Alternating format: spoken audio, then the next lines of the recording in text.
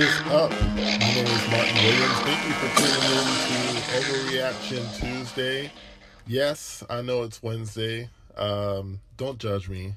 Sometimes, we tend to run a little bit behind, but we're here, and I'm glad you're here. Don't forget to subscribe to the BSF radio channel on YouTube and on SoundCloud. And this way you'll be notified whenever new episodes are up and ready for your consumption. So let's get right into it. We tend to do kind of an overreaction after the weekend in the NFL. Some of the things that I observed, some of the things that, I have opinions about. And, hopefully, you chime in as well. Chime in the comment section. Hit me up on Twitter. All the links are there. Hit me up on Facebook as well, and let me know what you think about this past weekend. So the first thing I want to react to is the arrival of Deshaun Watson. Now, even though the Texans lost the game, let's be clear, Deshaun Watson belongs in the NFL. If there is anyone who is still doubting that at this point, just watch some tape. This kid is special. He can play. His own coach, coincidentally, doubted whether he was ready, but he's proven that he's more than ready to be in the league and to be a starter. And if he progresses like I think he will, he's going to be a starter for a long, long time. Watson lit up the Seattle Seahawks for 402 yards and 4 touchdowns. Here's an interesting fact. How many players have done that to the secondary, known as the Legion of Boom, right? Richard Sherman, Cam Chancellor, and Earl Thomas. How many QBs have done that to that trio? And the answer is none. Only Deshaun Watson has done that, which is amazing when you go back and look at it. No other quarterback has put up more than 400 yards and 4 touchdowns in one game against the Legion of Boom. Deshaun Watson was the first to do it. And, even though he threw 3 interceptions, in all fairness, he did enough to win the game. The Texans' defense was lousy, especially on the final drive. I mean, they just let Seattle march right down the field like it was a 7-on-7 drill. But, to finish up on Watson, all he's done is lead the NFL in touchdowns with 19. That's all the NFL, not just talking about rookies, but every QB, he leads them all in touchdown passes. He's second in yards per attempt, 5th in passer rating. So, he's putting up the numbers to back up the hype. Of course, there's always a learning curve with new QBs, and more and more tape's going to get out on Watson, and certainly, defensive coordinators will adjust and, game plan a little bit better. But, I think the kid's the real deal. I don't think you win a national championship by accident. And, it was his playmaking that won Clemson the national championship. So, I think that he's here. He's here and he's here to stay. And, let's move on to the next thing. Jay Ajayi, I got to learn how to say this guy's name. Jay Ajayi, sounds right anyway, was traded from the Dolphins to the Philadelphia Eagles for a 4th-round pick. I love the move from the Eagles' perspective. They really don't have a legit number 1 back, and Ajayi was that guy in Miami. I like Corey Clement, but, maybe he needs a little more seasoning, needs a little more time to grow. And the Eagles, I think they realized that this year could be special. They realized that the window has opened wide for them to go and contend for a Super Bowl. Aaron Rodgers is sidelined, probably not going to make it back in time to save the Packers season.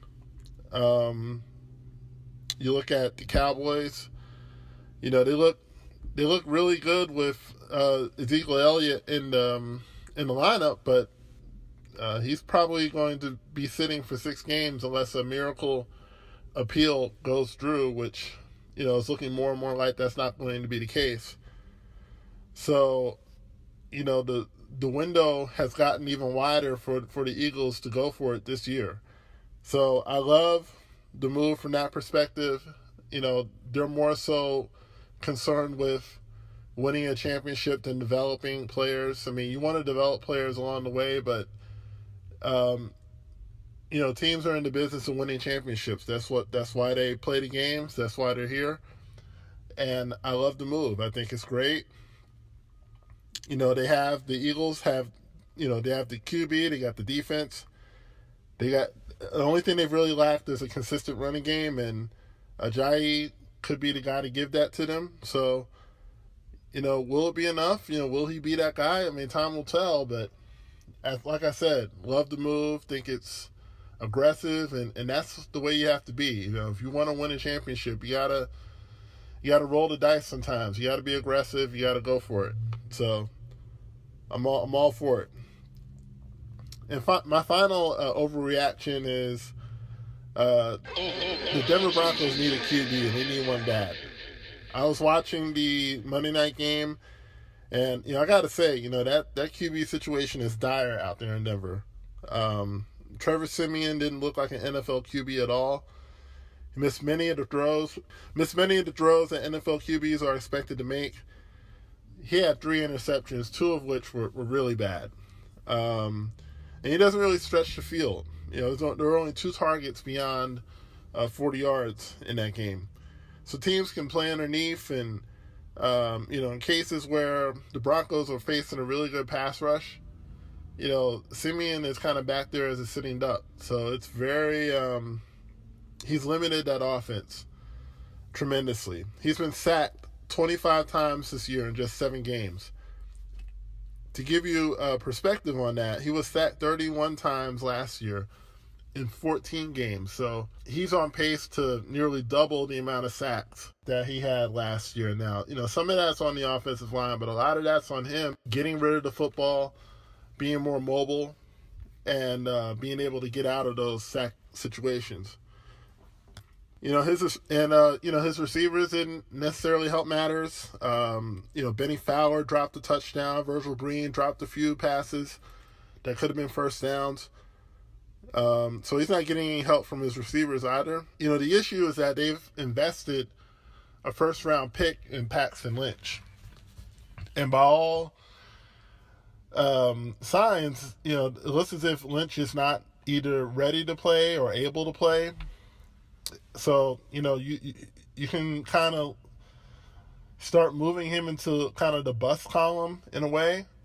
And then they brought back Brock Osweiler, who will get to start this Sunday at Philadelphia. Osweiler was sent away by the Browns. The Browns, who are the worst franchise, arguably in professional sports, could not use Brock Osweiler. So that gives you an idea of how far his stock has fallen from when he was with the Broncos the first time, backing up Peyton Manning. He's now Denver's best hope at a playoff spot.